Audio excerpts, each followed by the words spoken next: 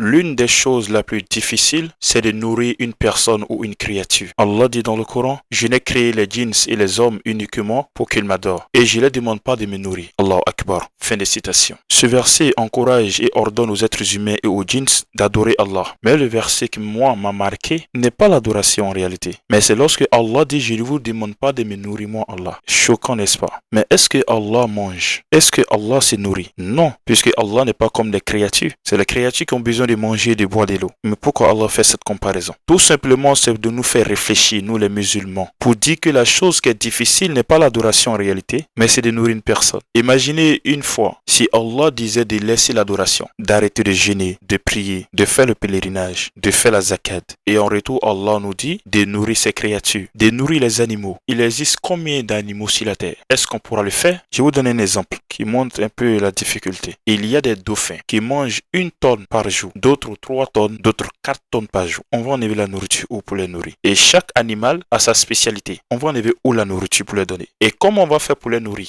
Il y a un récit qui circule, qui n'est pas dans les hadiths, mais c'est un récit que les prédicateurs rencontrent. Il dit, il y avait le prophète Suleiman alayhi salam qui avait dit à Allah, ya Allah, donne-moi la permission de nourrir tes animaux. Allah dit, tu ne pourras pas. Il dit, Allah, donne-moi la permission. Je vais me permettre, je vais me préparer pour cela. Allah dit, ok, je vais t'envoyer un animal. Et c'était quel animal? Je crois que c'était le dauphin. Il dit, prépare-toi pendant combien de mois? Tu gardes la nourriture et on verra si tu pourras. Parce que lui, Suleiman, il est curieux comment Allah nourrit ses créatures. Et lui, il va essayer de faire la même chose. Mais Allah lui lance un défi avec un seul animal. Donc Suleiman, il s'apprête pendant des mois, il stocke la nourriture quelque part pendant des mois, des années. Et lorsque la nourriture est pleine de conteneurs et tout cela, il dit, ya Allah, je suis prêt. Et Allah envoie un dauphin. Le dauphin rentre, il consomme la nourriture, il finit, il dit, ok Suleiman, moi j'ai fini de manger. Je m'en vais et je reviens à midi. Suleiman choqué, il dit, tu reviens à midi? Il dit, oui, je vais revenir à midi. Et d'ailleurs, ce que tu viens de me donner ne me suffit même pas. J'ai mangé pour garder une place et midi je reviens. Allah Akbar. Suleiman alayhi salam s'est prosterné devant Allah. Il dit, ya Allah, je suis reconnaissant envers toi. Pardonne-moi. C'est toi le glorieux et le puissant. Tu vois? Suleiman, il a gardé la nourriture pendant des années. Un seul animal a mangé ça en quelques minutes. Et il dit, il revient à midi.